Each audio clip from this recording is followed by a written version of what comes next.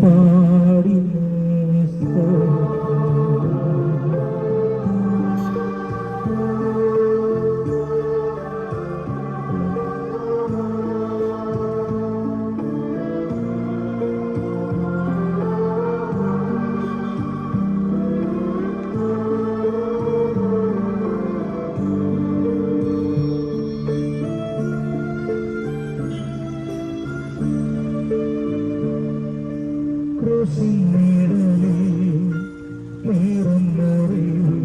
മനം പാടി സ്തോത്രം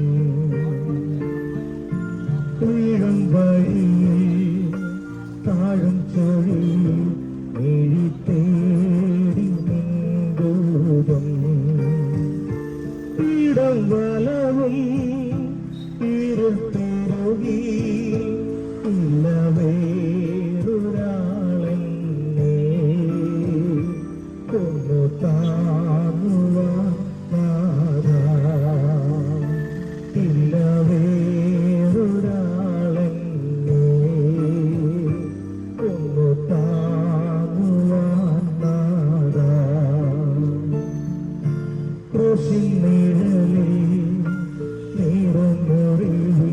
മനം പാടി സ്തോത്രം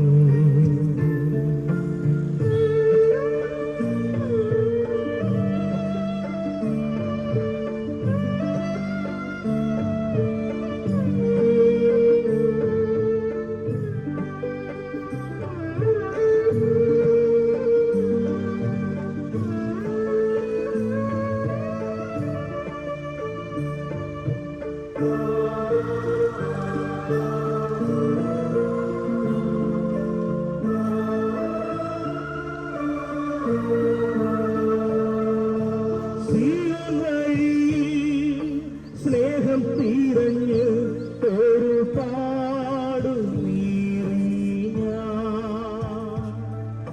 ഭാരം ചുമന്നും രോഗം സഹിച്ചും നീര് തൂങ്ങിയ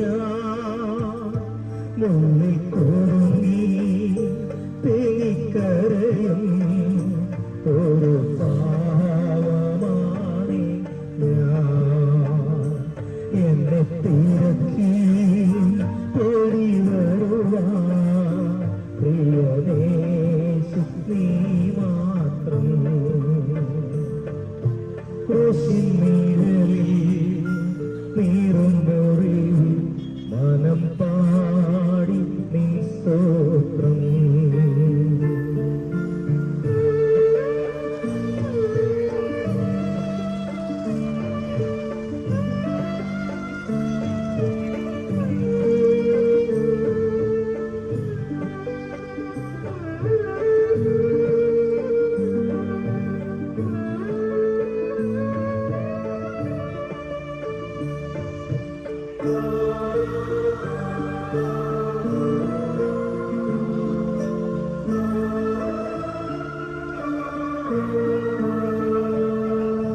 ന്യായം ശ്രവിക്കാളില്ലാതായി ഞാനെന്റെ നാവടക്കി നീതി ലഭിക്കും വേദിയില്ലാതായി വിധിയേറ്റു വാങ്ങിയ പിഴ നിരത്തി തോളിൽ ചുമത്താ പ്രിയ സ്നേഹിതരും ചേർന്നു എന്നെ കൊടുക്കാൻ തീർത്ഥക്കണികൾ പ്രിയനേശു ദേവിച്ചു ക്രൂശിനിഴലിൽ നീറും മുറിവിൽ മനം പാടി നിൻ സ്തോത്രം വീഴും വഴിയിൽ താഴും ചൊഴി നീരി തേടി നിൻകൂടും ഇടം വലവും ഇരുൾ പെരുകി ഇല്ല വേറൊരാളെന്നെ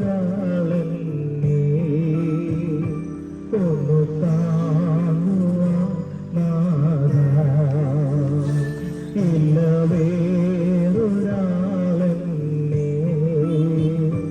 ഒന്നു താങ്ങുവാൻ നാഥാ. ക്രൂശിൻനിഴലിൽ നീറുമ്പോഴേ മനം പാടും നിൻ സ്തോത്രം.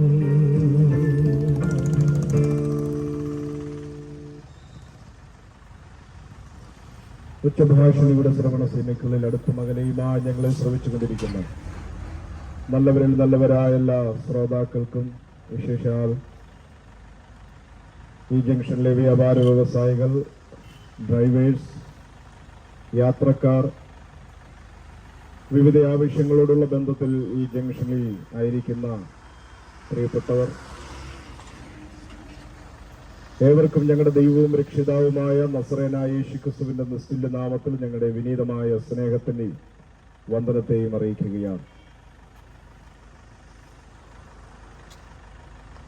ഞങ്ങളെ സ്വാഗതം ശ്രവിച്ചുകൊണ്ടിരിക്കുന്ന ബഹുമാന്യരായ ഞങ്ങളുടെ എല്ലാ ശ്രോതാക്കളെയും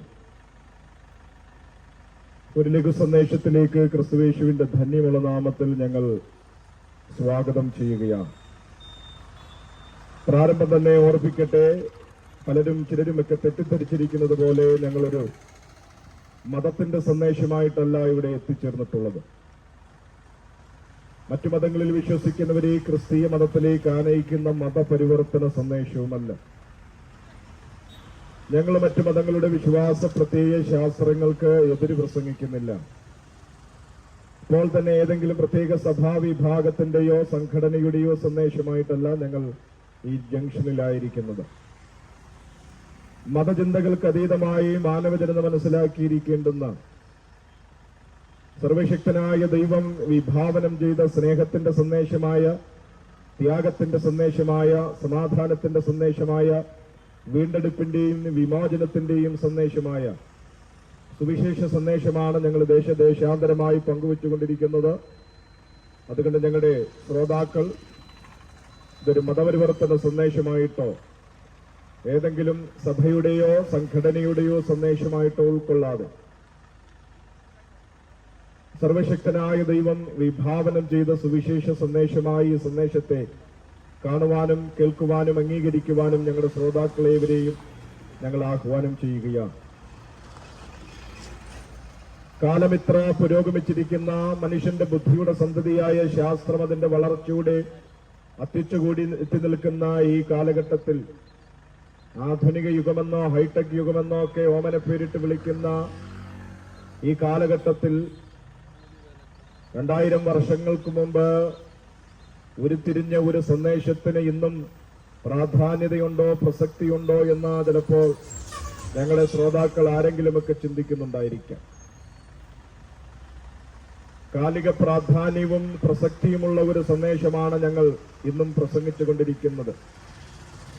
കാലഘട്ടം എത്ര മാറിമറിഞ്ഞാലും ഏത് കാലഘട്ടത്തിലുള്ള മനുഷ്യനോട് സംവദിക്കുവാൻ കഴിയുന്ന ഏക സന്ദേശമുണ്ടെങ്കിൽ അത് സുവിശേഷ സന്ദേശം മാത്രമാണ്. എന്താണ് സുവിശേഷം ഇത്ര കാലിക പ്രാധാന്യമുള്ള സന്ദേശമാണ് എന്ന് അവകാശപ്പെടുന്നത് എന്ന് നിങ്ങൾ ചോദിച്ചു കഴിഞ്ഞാൽ, നമുക്കറിയാം, നമ്മുടെ